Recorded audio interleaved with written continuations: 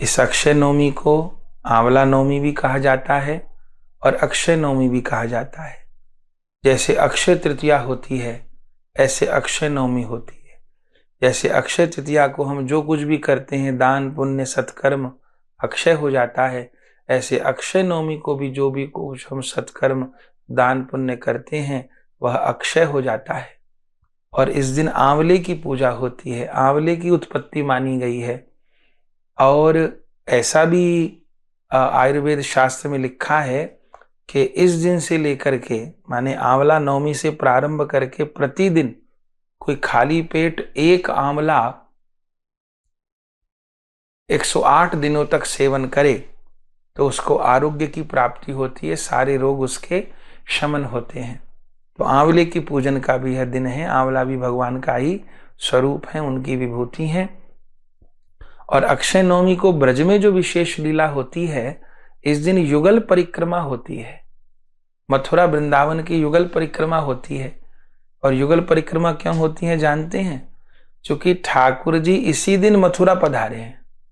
अब उस लीला को तो हम लोग स्मरण नहीं करते, क्योंकि हम ये स्वीकार ही नहीं करते ब्रज के रसिक जन कि ठाकुर जी मथुरा गए हैं ब्रज को छोड़ के। वो ठाकुर जी अक्रूर घाट तक गए, वहां से लौट के आ गए, लेकिन परिक्रमा तो किए ना मथुरा की सीमा तक की। इसलिए बहुत बड़ी परिक्रमा लगती है अक्षय नवमी को, उसको युगल परिक्रमा बोलते हैं। तो अगर ब्रज में है तो परिक्रमा लगाने का प्रयास करना चाहिए, और ब्रज में नहीं है, ब्रज से दूर है, तो अपने घर में ही जो ठाकुर जी हैं, युगल सरकार, निताई गौरांग देव, शालिग्राम भगवान, तुलसी महारानी, उन्हीं को ही थोड़ा आगे विराजमान करके और युगल परिक्रमा के भाव से उनकी 4 परिक्रमा कर ले, ये भावना करते हुए कि भाई मैं युगल परिक्रमा कर रहा हूं।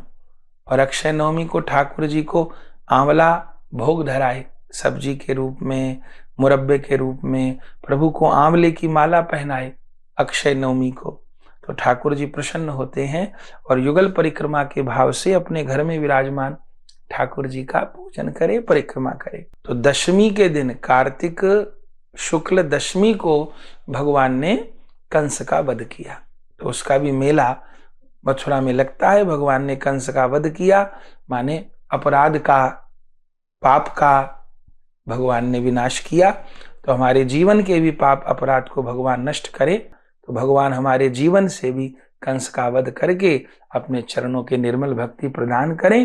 तो सबको अक्षय नवमी पर्व की बड़ी बड़ी मंगल बधाई है।